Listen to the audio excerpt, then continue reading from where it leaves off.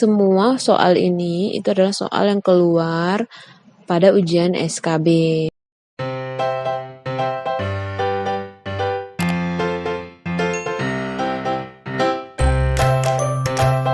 Assalamualaikum warahmatullahi wabarakatuh.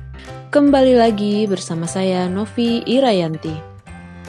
Pada kesempatan kali ini saya ucapkan selamat kepada teman-teman yang sudah lulus SKD. Namun perjuangan kita belum berakhir sampai di sini. Jadi nanti saat ujian SKB, semua kemungkinan masih bisa terjadi. Yang seperti kita ketahui, SKB itu kan nilainya 60%, SKD 40%. Jadi bagi teman-teman yang kemarin lulus dengan nilai SKD paling tinggi, belum tentu pasti lulus ya. Nah maka dari itu, mari kita semangat belajar. Begitu juga dengan teman-teman yang lulus SKD dengan nilai terendah. Jangan berkecil hati, masih ada kesempatan menyusul nilai teman-teman yang tertinggi. Tentunya dengan semangat belajar. Nah pada kesempatan kali ini kita akan membahas forward soal SKB kesehatan. Itu ada sekitar 10, jadi kita akan bahas satu persatu.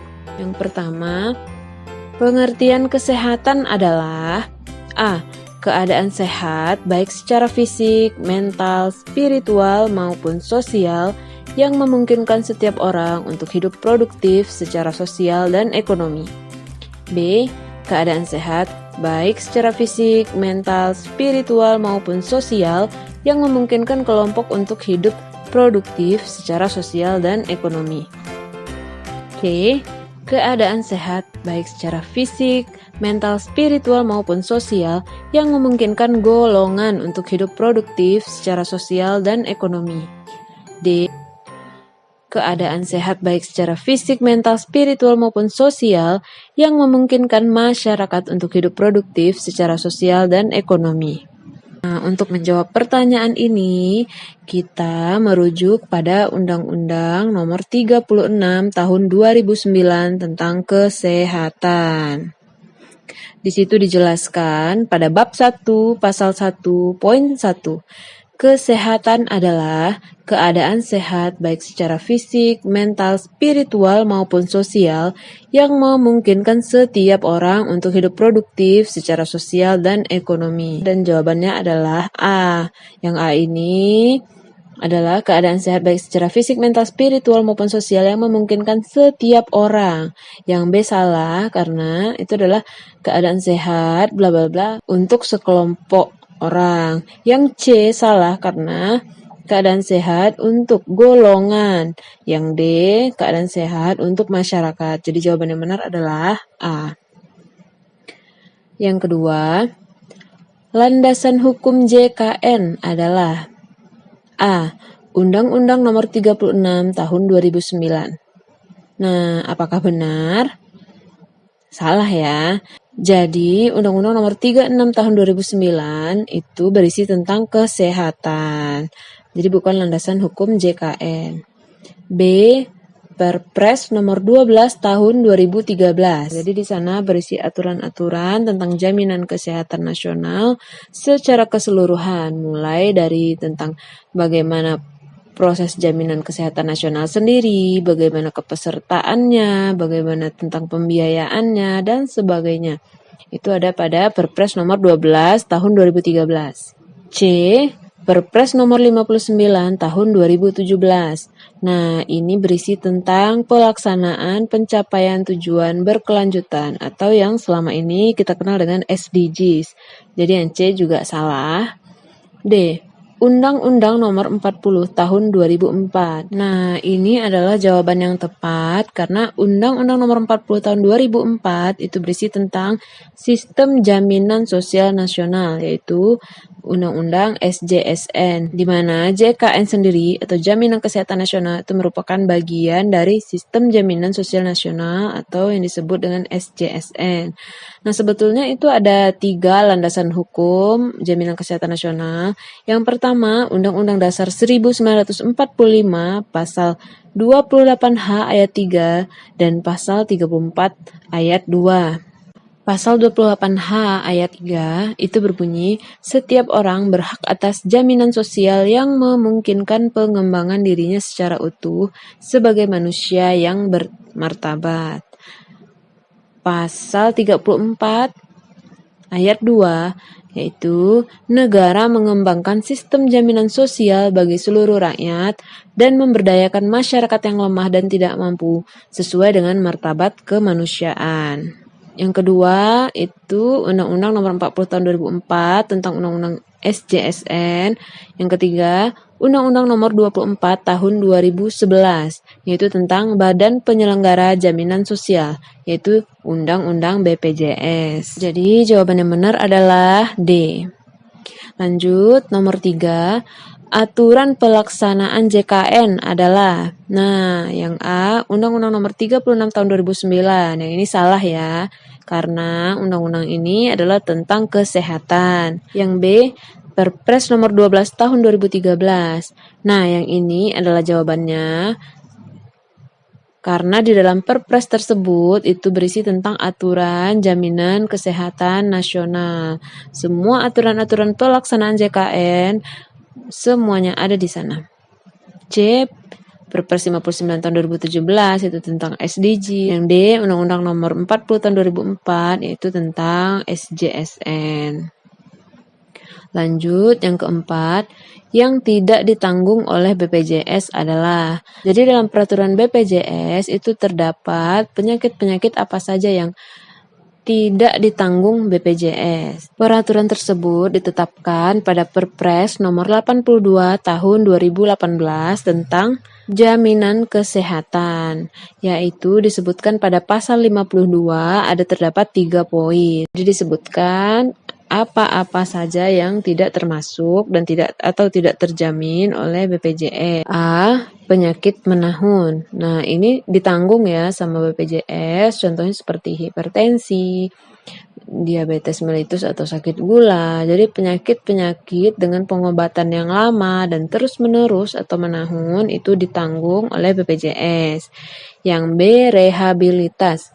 Untuk rehabilitasi dari suatu penyakit itu ditanggung BPJS. Yang C, fertilitas. Fertilitas ini itu ditanggung oleh BPJS. Yang tidak ditanggung oleh BPJS adalah infertilitas, yaitu tidak subur. Jika infertilitas atau tidak subur itu mau diobati untuk menjadi fertilitas atau subur, itu tidak ditanggung oleh BPJS. Yang D, KB, keluarga berencana. Ini tidak ditanggung BPJS. Jadi program KB tersebut atau keluarga berencana tidak ditanggung BPJS karena KB merupakan program skala nasional yang dikelola langsung oleh Badan Keluarga Berencana Nasional atau BKKBN. Lanjut, nomor 5. Yang ditanggung oleh BPJS adalah A, KB. Tidak ditanggung ya, karena KB merupakan program yang dilaksanakan oleh BKKBN. B, kosmetik. Ini tidak ditanggung oleh BPJS. Seperti kita ketahui pada Perpres Nomor 82 Tahun 2018 tentang jaminan kesehatan, pada pasal 52 poin 1 itu terdapat pelayanan kesehatan yang tidak dijamin meliputi. Itu kita tampak ada poin F, yaitu pelayanan kesehatan untuk tujuan estetik. Itu tidak ditanggung oleh BPJS. Yang C, MCU, medical check up. Ini tidak ditanggung oleh BPJS. Yang D, penyakit menahun. Ini seperti yang kita bahas tadi adalah darah tinggi atau hipertensi, sakit gula atau DM, itu ditanggung oleh BPJS yang merupakan penyakit menahun. Lanjut, nomor 6. KB perempuan yang paling gampang digunakan adalah A, implan. Implan ini itu adalah sesuatu yang ditanam di lengan, biasanya lengan atas ya pada perempuan. Kalau saya nilai itu tidak terlalu gampang digunakan karena kita harus pergi ke tenaga kesehatan untuk memasang implan. Yang B, AKDR, alat kontrasepsi dalam rahim. Ini juga tidak gampang karena kita membutuhkan bantuan tenaga kesehatan untuk memasang AKDR. Yang C, pil. Ini adalah salah satu jenis KB yang paling gampang digunakan karena setiap wanita dapat melakukannya sendiri, yaitu dengan meminum pil KB. Yang D suntik. Nah, ini juga bukan ya, karena tidak dapat dilakukan sendiri. Jadi jawaban yang 6 adalah C. 7. Tujuan program KB bagi bangsa adalah A. Mewujudkan norma keluarga kecil bahagia sejahtera. B. Mewujudkan keluarga bahagia sejahtera. C. Mewujudkan keluarga Indonesia bahagia sejahtera. D. Mewujudkan peningkatan ekonomi. Jadi jawabannya adalah A, karena tujuan umum dari keluarga berencana adalah meningkatkan kesejahteraan ibu dan anak dalam rangka mewujudkan NKKBS. Norma keluarga kecil bahagia sejahtera. Jadi jawabannya adalah A. Lanjut nomor 8. KB untuk ibu menyusui yang belum haid tapi tidak mempengaruhi hormonal adalah A. Metode amenorrhea laktasi atau disingkat dengan MAL. Nah, ini kita simpan dulu jawabannya. Yang B, pil KB. Nah, ini salah ya, karena pil KB itu mempengaruhi hormonal, itu estrogen dan progesteron. Yang C, implan. Ini juga salah, karena implan juga mempengaruhi hormon. Yang D, suntik KB. Nah, ini juga mempengaruhi hormon. Jadi yang tidak mempengaruhi adalah metode amenorrhea laktasi.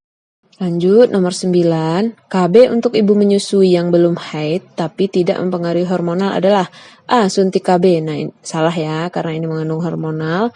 Yang B. Pil KB. Salah juga, karena ini mengandung hormonal. Yang C. Implan. Salah, karena ini juga mengandung hormonal. Yang D. IUD. Intrauterine device. Nah, ini tidak mempengaruhi hormonal.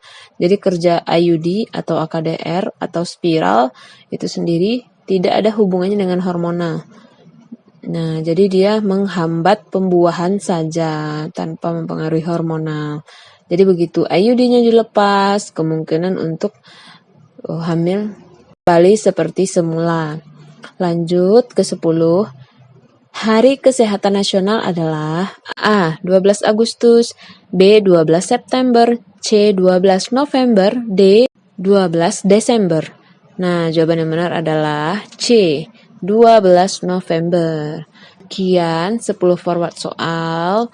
Mudah-mudahan ini membantu karena semua soal ini itu adalah soal yang keluar pada ujian SKB. Mudah-mudahan teman-teman semua yang menyimak ini itu dapat lulus SKB dan SKD sehingga bisa dapat NIP tahun depan. Amin. Sukses ya. Assalamualaikum warahmatullahi wabarakatuh.